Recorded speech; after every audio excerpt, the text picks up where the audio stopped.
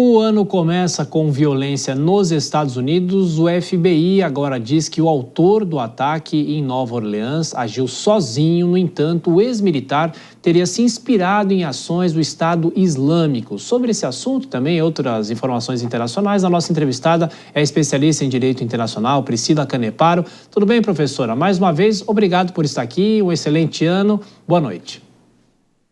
Obrigada, boa noite, excelente ano também, boa noite a todos os assinantes. Muito obrigado. Bom, essa violência, claro, que chama a atenção. Recentemente tivemos um outro ato muito parecido na Alemanha e desde que o regime da Síria caiu, houve uma especulação entre os professores especialistas em relações internacionais sobre a probabilidade desse novo grupo que está comandando a Síria, disso acabar fazendo com que dissidências do próprio Estado Islâmico comecem a atuar ou voltem a atuar na própria Europa. A senhora, como especialista, concorda com isso? Pode ser algum indicativo ou ainda é muito cedo e não tem talvez nada a ver com essa dissidência ou com o que pode acontecer em relação à violência nos próximos meses, professora? Tiago, acho que primeiro ponto é muito importante estabelecer que o HTS, que hoje está no comando da Síria, não tem absolutamente nenhuma correlação com o Estado Islâmico. O HTS é, de fato, uma célula, por assim dizer, remanescente da Al-Qaeda dentro da Síria. E a Al-Qaeda, efetivamente, é um grupo sunita considerado terrorista. Em contrapartida, efetivamente, o Estado Islâmico possui um vislumbre, muito mais voltado para um radicalismo, para um ataque terrorista, contrário ao Ocidente, que não vai se predispor nos mesmos ideais da Al-Qaeda, por mais que ambos os estados ou ambas as configurações de grupos sejam considerados pelo Ocidente, de fato, como sendo grupos terroristas. E a gente precisa entender que o Estado Islâmico ele nasceu em duas grandes realidades, a realidade do Iraque e a realidade da Síria. Por mais que hoje a parcela territorial do Estado Islâmico não exista desde 2019, é importantíssimo destacar que a ideologia e que a infraestrutura do Estado Islâmico nunca foi desmantelada. Basicamente, ela só trespassou a questão territorial para uma rede, efetivamente, de células descentralizadas dentro de quase 80 países. Então, quando a gente observa, de fato, uma desfragmentação, principalmente com pontos dentro da África subsaariana, de fato, o Estado Islâmico ele vê uma prospecção, uma oportunidade de continuar atacando quando a Síria está em um regime, gostemos ou não, de instabilidade. Então, dentro desse aspecto, ela se desmantelou territorialmente e hoje ela está muito mais focada naqueles ataques cujos quais a gente costuma chamar de lobos solitários, como parece ser o caso de Nova Orleans.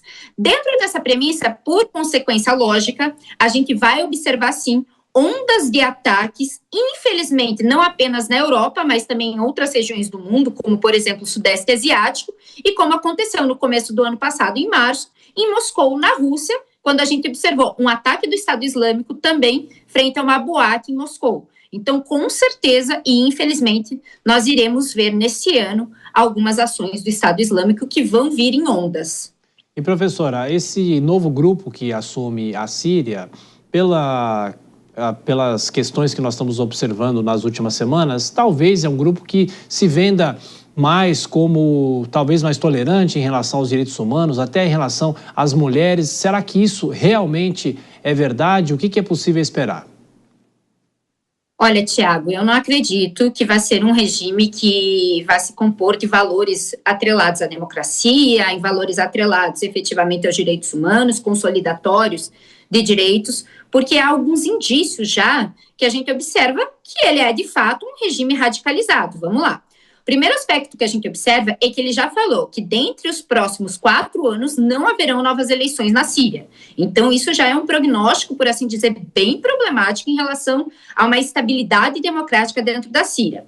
Segundo ponto, para além da questão dele ter nomeado uma mulher para a composição do que se chama Banco Central da Síria, a gente observa que há um levante hoje da sociedade síria contrária às mudanças que ocorreram na educação. Justamente essas mudanças estão atreladas a um regime muito mais voltado para um radicalismo e para o fundamentalismo islâmico. Eu acho muito difícil que a gente veja, de fato, um regime que vá consolidar direitos humanos, mas sim que nesse momento tem que ter uma postura um pouco mais abrandada, justamente para se estabelecer como regime reconhecido pelo cenário internacional.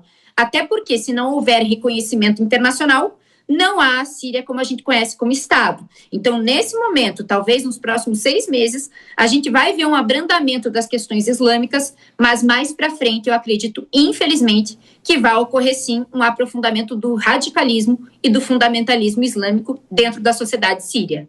Vou chamar a Dora Kramer, que faz a próxima pergunta. Dora. Boa noite, professora.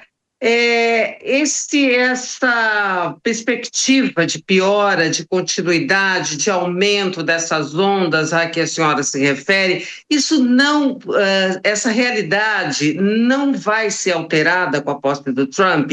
Que capacidade ele tem? Porque tem muita gente que diz, analistas internacionais, que dizem que o Trump é um interlocutor mais firme, portanto, mais eficiente nessas questões do Oriente, mesmo da guerra. A senhora é partidária disso e o Trump pode alterar essa situação?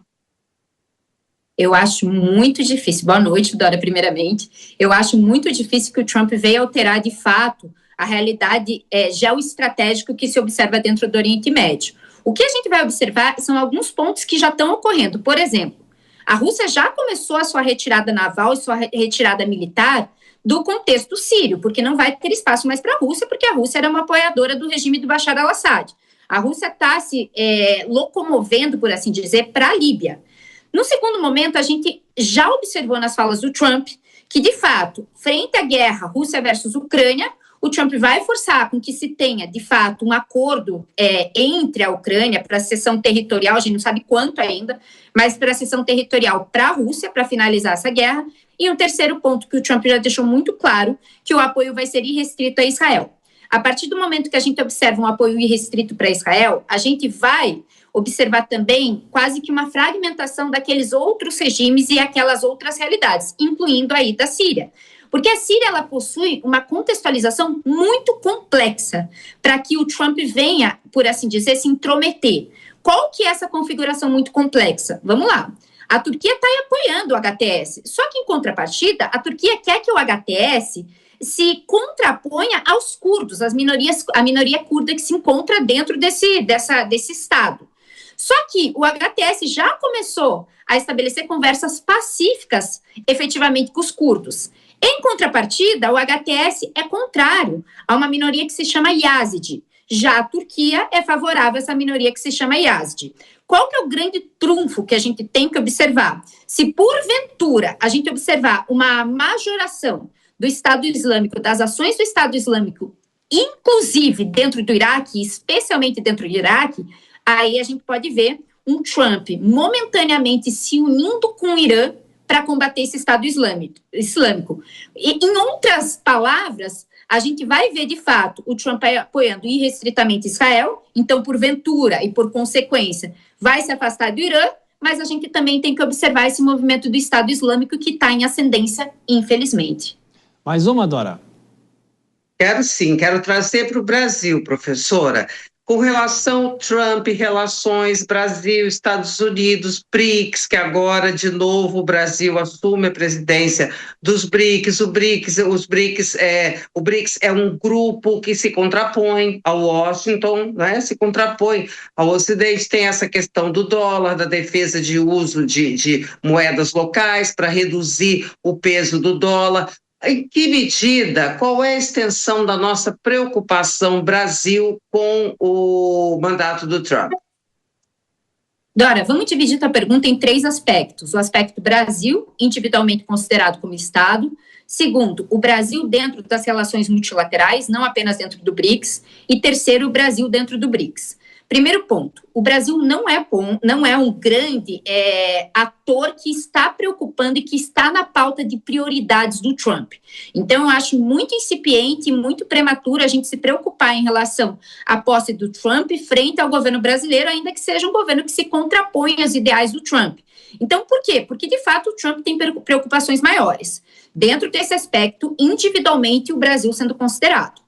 Segundo, o Brasil em foros multilaterais, é importantíssimo que nós destaquemos que hoje o Brasil não é mais feliz ou infelizmente, uma figura central dentro do BRICS. Tanto é verdade que na atual presidência do BRICS pelo Brasil, o Brasil já está falando que irá convocar reuniões específicas com um grupo que é Brasil, Índia e África do Sul, para conseguir manter um diálogo com Trump, ainda que esteja dentro do BRICS. Então, dentro desse ponto, eu também não vejo maiores preocupações, porque a gente sabe que a Índia e a África do Sul, ainda que a África do Sul tenha uma influência muito grande chinesa, a gente sabe que a Índia é um grande aliado, um grande parceiro comercial e estratégico dos Estados Unidos. E aí, dentro do BRICS? Dentro do BRICS, a gente tem que ter uma pequena incipiente preocupação, porque, de fato, o BRICS está caminhando para ser um grupo contraposto ao Ocidente, e aí leia-se União Europeia e Estados Unidos. Só que a pauta levantada pelo Brasil dentro do BRICS, dentro desse ano de presidência do BRICS, são pautas que interessam também para os Estados Unidos. Então, inteligência artificial, desenvolvimento sustentável com a participação comunitária e deixando-se um pouco de lado a questão da dedolarização da economia e uma moeda comum dos BRICS que vá substituir o dólar. Então, ainda que nós façamos parte desse grupo que hoje está caminhando para ser contrário aos Estados Unidos, eu não acho que na atual presidência do BRICS pelo Brasil vão ser levantadas pautas que podem preocupar o Trump e vir numa perspectiva de retaliação em relação ao Brasil. Então, acalmando um pouco os ânimos, eu acredito sim que a situação vai se manter estável e não vai trazer grandes consequências negativas, especialmente para a economia brasileira. Professora Priscila Caneparo, que é especialista em Direito Internacional, mais uma vez, obrigado pela gentileza, um bom ano, até a próxima. Obrigada, para nós, boa noite.